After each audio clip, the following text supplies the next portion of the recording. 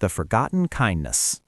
Marcus Webb gripped the control yoke of the Wandering Star as another routine cargo run stretched before him. 7 years of piloting trade routes between human colonies and alien territories had made him numb to the wonder of space. The stars were just waypoints now, not dreams. But tonight, something stirred in his memory. The proximity alert chimed, an unscheduled vessel requesting docking permission. Marcus frowned at the sleek Valorian ship appearing on his scanners, its hull gleaming with the distinctive metallic sheen of their advanced technology. His finger hovered over the decline button. He didn't do passenger pickups anymore. Wandering Star, this is diplomatic envoy Aylin Jara, requesting immediate boarding for urgent consultation. That voice, something about it, tugged at him. Marcus authorized docking. Against his better judgment, the airlock hissed open, and she stepped through, and his breath caught in his throat. The woman who entered his cargo bay moved with fluid grace, her copper-toned skin seeming to hold warmth even in the cold ship lights. Violet eyes met his with startling intensity. Her dark hair cascaded past her shoulders, catching the light with subtle rainbow shimmer.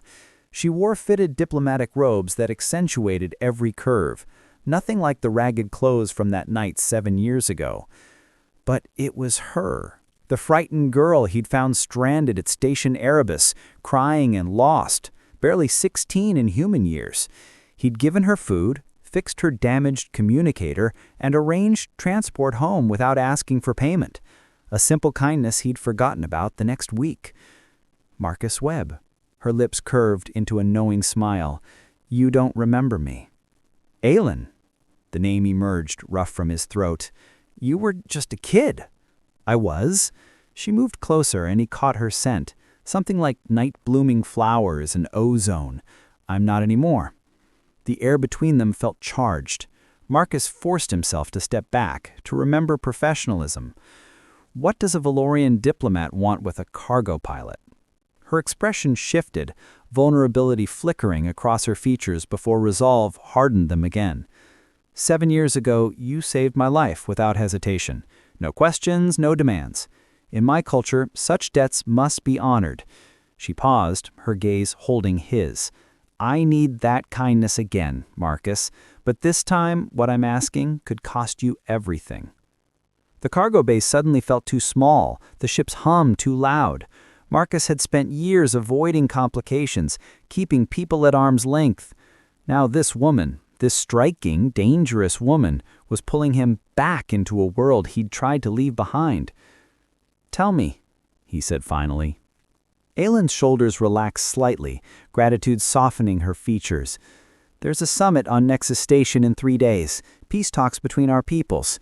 Someone is trying to sabotage them, to start a war. She took another step closer. I need a human I can trust absolutely. Someone outside the political machinery. Someone who once helped a stranger without asking why. Her nearness made his pulse quicken. This was madness. Getting involved in interstellar politics, working with a woman who made his carefully controlled life feel suddenly hollow. But those violet eyes held something he hadn't seen in years. Hope. Real, fragile hope. What exactly would I need to do? Marcus asked, knowing he'd already made his decision the moment she'd stepped aboard. Aylin smiled, and it transformed her face from beautiful to devastating. Help me stop a war. And, Marcus, her voice dropped to something almost intimate, try not to get killed. I've waited 7 years to repay my debt. I'd hate for it to end badly. Crossing boundaries. The first day aboard the Wandering Star passed in tense silence.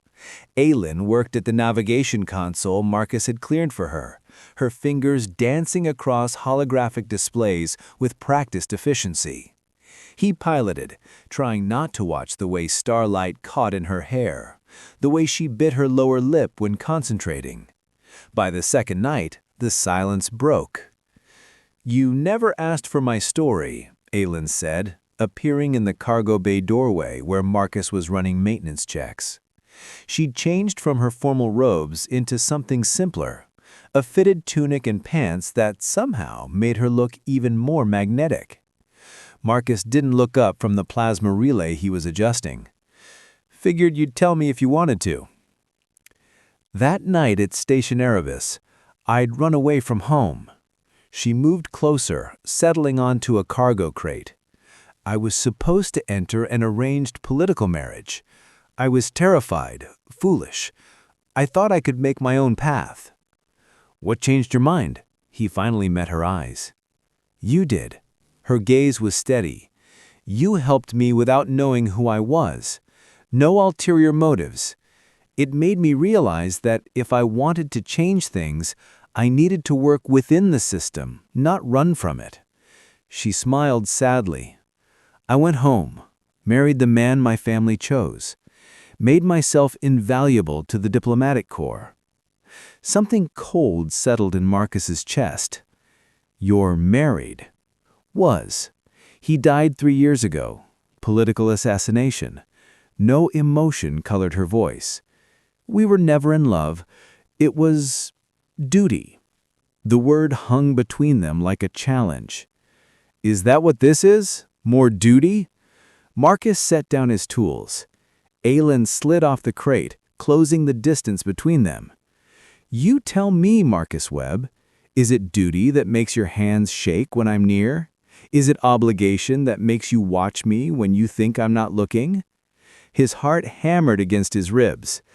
"This is a bad idea." "Probably, but I've spent 7 years doing the right thing, the proper thing, following every rule, playing every political game." Her violet eyes searched his face. "And the whole time, I remembered the man who asked for nothing in return." Marcus caught her wrist but didn't push her away. "You don't know me, Aylin. Not really." "Then let me learn." The ship shuddered, not from any malfunction, but from an external force. Marcus's emergency alerts screamed, "We've got company!" They raced to the bridge. 3 unmarked fighters flanked the wandering star, weapons powered but not yet firing. "They found us already." Aylin's voice was ice. "The saboteurs! They can't let me reach Nexus Station." Marcus's fingers flew across controls. "Hold on!" What followed was 3 minutes of pure chaos. Marcus threw the wandering star into maneuvers that cargo ships weren't designed for, engines screaming in protest. Aylin worked the defensive systems with surprising skill, deflecting shots that would have crippled them. A blast rocked the ship.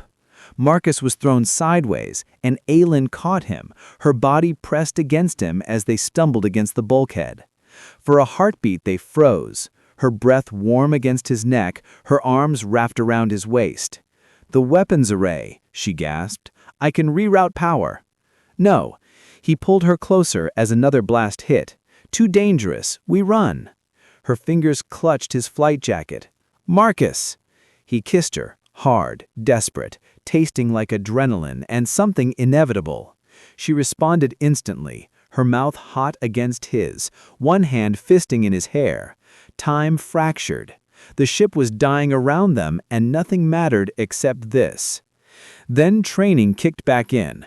Marcus broke away, shoving them both toward the controls. "Later, I promise, but right now, go." Aylin was already back at her station, her lips swollen, eyes blazing. "I've got the rear shields. Lose them." Marcus sent the wandering star into an asteroid field that would have terrified him 10 minutes ago. Now, with Aylin's presence burning beside him like a star, fear felt like a distant concept. They lost their pursuers in the debris field. As the adrenaline faded, the kiss lingered between them like an unspoken promise. "Later," Aylin whispered, meeting his eyes across the bridge. "Later," Marcus agreed, knowing his carefully controlled life was already gone. Part 3. Dangerous Proximity. Nexus Station loomed ahead, a massive wheel of steel and commerce spinning in the void between human and Valorian space. Marcus docked the wandering star in a public bay, hyper-aware of Aylin beside him, of everything that had shifted between them. "The summit begins in 6 hours, she said, pulling a data chip from her pocket. But we need to access the station's security nexus. The saboteur has to be someone with high-level clearance. Marcus studied the station's layout on a screen. The nexus is in the diplomatic quarter. We'd need credentials we don't have. A smile played at Aylin's lips. Dangerous, thrilling. Not necessarily. There's a reception tonight. Pre-summit gathering. Couples only. She turned to face him fully. How convincing can you be as my partner, Marcus Webb? How convincing do I need to be? Very. She produced formal attire from her luggage, elegant clothes that would let them blend with diplomatic elite. We'll need to maintain the illusion completely. Touches, intimate glances, they'll be watching for any sign we don't belong. Just an illusion, Marcus said, but his voice lacked conviction. Aylin stepped closer, her hand sliding up his chest to rest over his heart. Is that what you want it to be? I caught her wrist, thumb brushing over her pulse point. It raced as fast as his own. What I want is complicated, then uncomplicated. For tonight, let's not be a pilot and a diplomat. Let's just be Marcus and Aylin. Two people who what? Who fit, she finished softly. Who have been circling each other for 2 days like we're afraid to admit what's already happening. Marcus tilted her chin up, his lips hovering just above hers. And after tonight, when reality comes back? Then we deal with reality. She closed the distance, kissing him slowly this time, thoroughly, like she had all the time in the universe. When she pulled back, her eyes were dark with want. But tonight we have permission, a mission. No one can question what we are. Getting ready for the reception was its own form of torture. Marcus emerged in tailored black, feeling like an imposter. Then Aylin appeared and thought abandoned him entirely. Her gown was midnight blue, cut to showcase the graceful lines of her body, her copper skin glowing against the dark fabric. She was disastrous. "You're staring," she murmured, pleasure evident in her voice. "You're beautiful." The words came out rougher than intended. Something vulnerable flickered across her face. "You mean that?" "I mean every word." She closed the space between them, adjusting his collar with unnecessary attention. "Then show me, Marcus. When we're in there, surrounded by people who would see us fail, show me I'm not alone in this madness." The reception was a glittering affair in the station's grand ballroom. Diplomats from a dozen worlds mingled under crystalline chandeliers. Marcus felt eyes on them immediately, assessing, judging. Aylin's hand slipped into his, her fingers interlacing. "Stay close," she whispered. "Senator Vane is here. He's one of the suspects." They moved through the crowd, and Marcus realized Aylin was a different person here. Poised, political, her smile calculated. But every time she looked at him, something real flickered through the mask. "Dance with me," she said suddenly, pulling him toward the floor where others swayed to haunting music. Marcus wasn't a dancer, but with Aylin in his arms, it didn't matter. She fit against him perfectly, her body warm and pliant. Her hand rested on his shoulder, his palm spread across the small of her back. "There," she breathed against his ear. "Vane is talking to the station commander. I need to get closer." But she didn't move. Neither did they. The music slowed, and Aylin tilted her head back, her violet eyes searching his face. "This was supposed to be a cover," she whispered. "I know." His hand slid up her spine. "But it doesn't feel like pretending." "No." He leaned down, lips brushing her temple. "It doesn't." Someone jostled them, breaking the spell. Aylin's mask snapped back into place. "The security office, now, while Vane is distracted." They slipped through a service corridor, the sounds of the reception fading. The hallway was empty, shadowed. Marcus pressed Aylin against the wall, ostensibly checking the path ahead, but really just needing her close.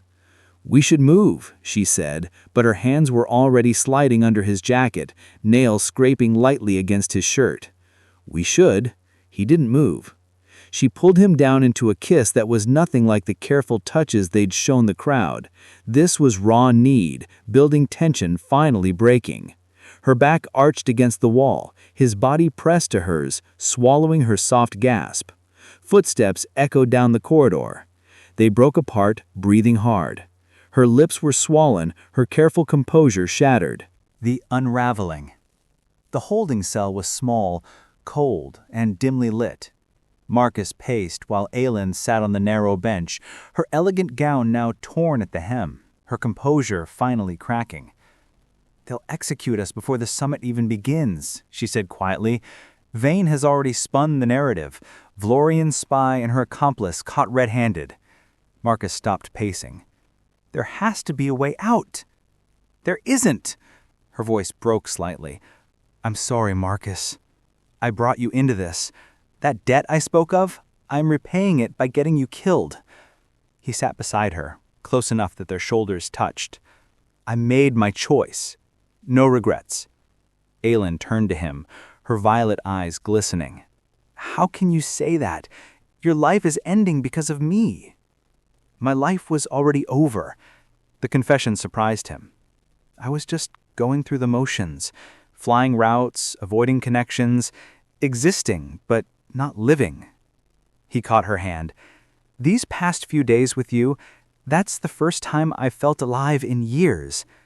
She made a sound between a laugh and a sob. "We're about to die, and you choose now to say something like that. When else would I say it?" He cupped her face, wiping away a tear with his thumb. "Aylin, if these are our last hours, I don't want to waste them on fear or regret." "What do you want?" Her voice was barely a whisper. "You. However long we have. Just you." She kissed him first this time, her hands clutching his shoulders like he was her anchor in a storm. Marcus pulled her into his lap, deepening the kiss, tasting salt from her tears and something sweeter underneath. Her fingers fumbled with his jacket, pushing it off his shoulders. "Marcus," she breathed against his mouth. "I haven't. Since my husband, there's been no one I wanted. We don't have to. I want to." She pulled back to meet his eyes, her expression fierce and vulnerable at once. "I've wanted this since you kissed me on your ship. Maybe since the moment I saw you again." Her hands framed his face. "If tonight is all we have, I want to know what it feels like to choose someone. To be with someone who sees me, not the diplomat or the political asset, just me." Marcus stood, lifting her with him, her legs wrapping around his waist instinctively. He carried her to the bench, laying her down gently, his body covering hers. "Are you sure?" "I've never been more sure of anything." She pulled him down, her mouth finding his again. Time dissolved. There was only skin against skin, whispered names, the discovery of what made the other gasp. Aylin's hands explored his body with wonder, and Marcus memorized every sound she made, every place that made her arch beneath him. When they finally joined, her cry was muffled against his shoulder, and he held her through the overwhelming intimacy of it. After, they lay tangled together on the narrow bench, her head on his chest, his fingers trailing through her disheveled hair. "I wish we had more time," Aylin whispered. "I wish I could wake up beside you every day, learn all the small things about you. How you take your coffee, what makes you laugh, your dreams." Marcus pressed his lips to her forehead. "Black, no sugar, bad jokes and old Earth movies. And lately, you. You're all I dream about." She tilted her head up, kissing him softly. "In another life, don't," he tightened his arms around her, "don't say goodbye yet." The cell door suddenly hissed open. They scrambled for their clothes as a figure stepped inside, a Valorian woman with silver hair and sharp features. "Ambassador Soren," Aylin gasped, clutching her gown to her chest. "I don't understand." "Get dressed, quickly." The ambassador's voice was clipped, urgent. "Senator Vane made a critical error. He bragged about his plan to his co-conspirators over unsecured channels. We intercepted everything." She tossed them clean clothes. "You were right, Aylin, about all of it. The council wants you both at the summit immediately." Marcus helped Aileen to her feet, his mind reeling. "We're free?" "More than free. You're heroes." The ambassador's expression softened slightly, looking between them. "Though perhaps you'd like a moment to compose yourselves first. You both look rather disheveled." Aileen's cheeks flushed copper bright, but her hand found Marcus's, fingers interlacing. "What happens to Vane?" "Arrested, along with his network. The evidence you obtained, combined with his own arrogance, was enough." The ambassador's gaze sharpened.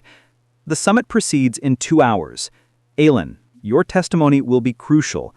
And Marcus Webb, the human who risked everything to prevent war, your presence will show the unity we're trying to achieve."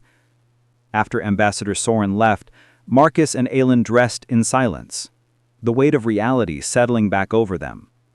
"So, we did it," Marcus said finally. "We stopped the war." "We did." Aileen smoothed her new gown, simpler than before, but still elegant.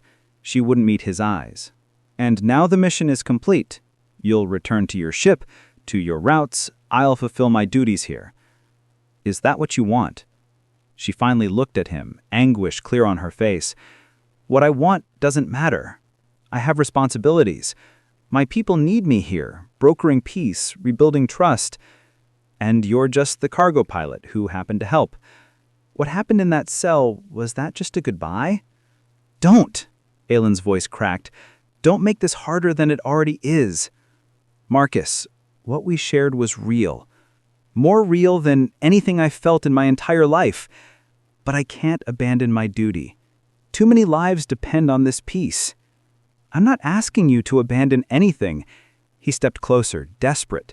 "Come with me after the summit, or let me stay. We'll figure it out." "How?" She spread her hands helplessly. "You're human. I'm Valorian. Our lives, our worlds, they're incompatible. You'd resent me, eventually, for tying you down. I'd resent you for making me choose between love and duty. You don't know that." "I do." Tears spilled down her cheeks. "Because I've already made that choice once and it destroyed me. I won't do it again. Not to you, not to myself." The silence stretched between them, heavy with everything unsaid. Finally, Marcus nodded. "Then I guess this is goodbye."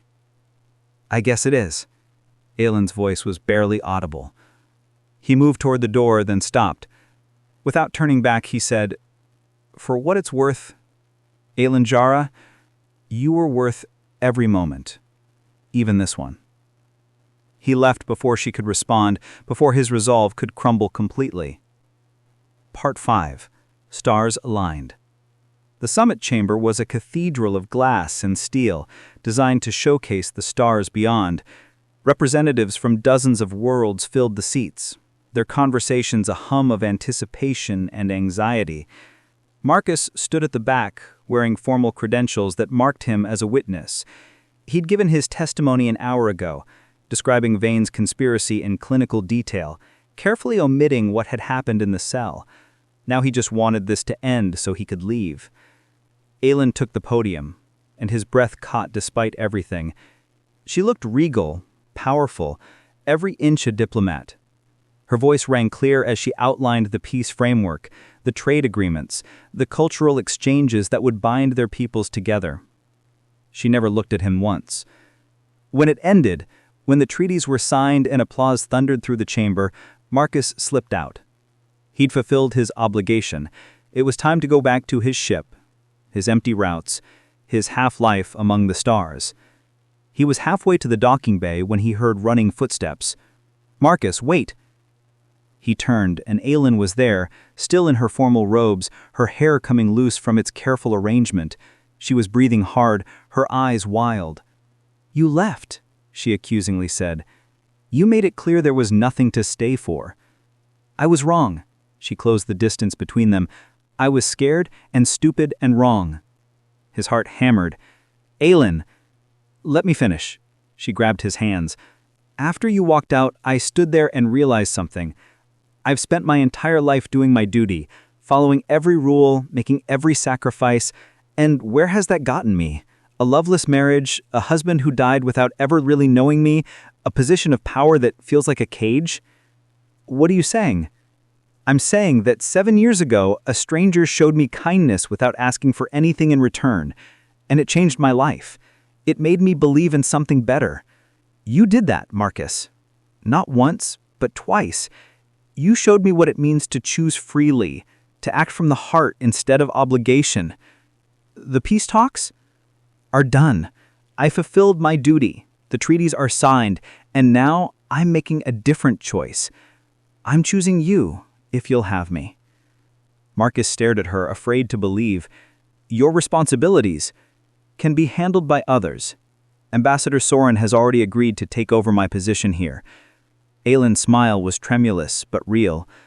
I'm still a diplomat, Marcus. I can work remotely, travel to negotiations when needed, but I don't have to live in a cage anymore. You'd give up everything for me. Not everything, just the things that were slowly killing me. She cupped his face. I'm not giving anything up. I'm choosing what I want for the first time in my life, and I want you. I want mornings on your ship and bad coffee and old Earth movies. I want to learn all the small